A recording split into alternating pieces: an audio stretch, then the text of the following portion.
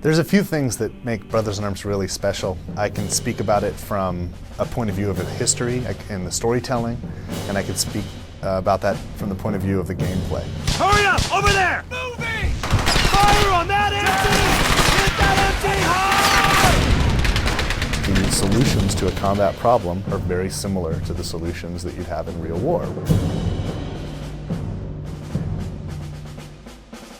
We try our best to develop our gameplay tactics to be as accurate to actual military tactics as possible. Tactics is not about getting a bigger gun.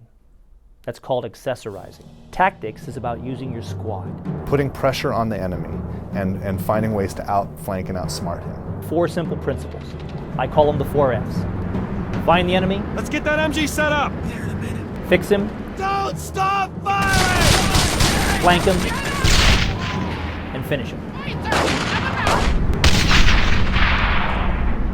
Of course, there's some leeway there. We got to make it fun for the player. So this time around, we made a lot more freeform. We added a lot more shooter elements to it. In the past, we put such a strong emphasis on squad combat that we took a lot of control away from the player. Set up the MG over there! We realized along the way that ultimately what we needed to do was not neuter the player's ability to be powerful, but to make his squads even more powerful, to make them more relevant. Let's go! Tell my squad to suppress the enemy or kill the enemy. In fact, if I get really good at the game and I choose to play it this way, I can beat the game without ever firing a shot. Now the player's viewing his squad as more of a weapon rather than a squad.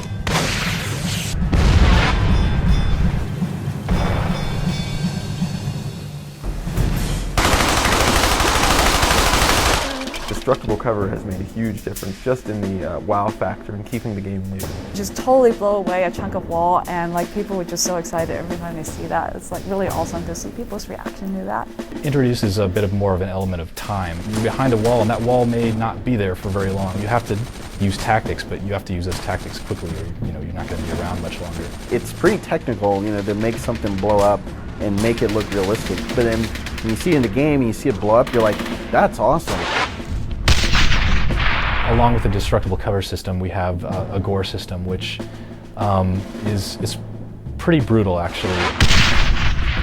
We have a really awesome gore system. You can tear out limbs and arms. Part of our push for authenticity was that we didn't want to pull any punches as far as the effects of these. When a bullet hits a target, when a grenade goes off next to a target, we want to show what these things do. You get into this, what we call an action camera sequence. The camera goes in really close. I'm right on the guy, so as he's like flying through the air and getting blown up, I've seen an arm, get torn off, and a piece of his leg is like flying at the camera in glorious slow motion.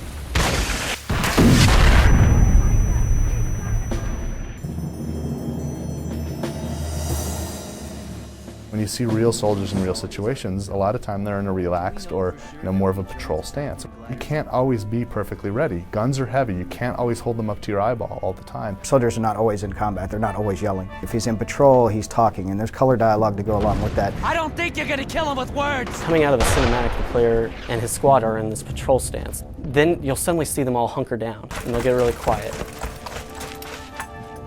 Start getting low, they start whispering. This spot doesn't look too safe. And you notice Baker's voice changes. When he gives commands, he's whispering. Germans ahead.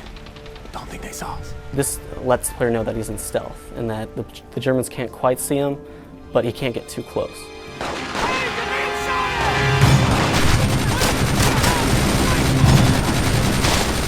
As soon as combat starts, we'll shift into a combat posture, and everybody will be screaming, and everybody's up when the gun's out, and we're firing. Base of fire! On that MG! Get a great amount of feedback about your surroundings and about the combat and about the way the battle's about to unfold by just looking at your men. This isn't safe, Frankie. Lighten up, Corian. It's just a... There's also armor. There are artillery pieces like, the German side, the dreaded 88.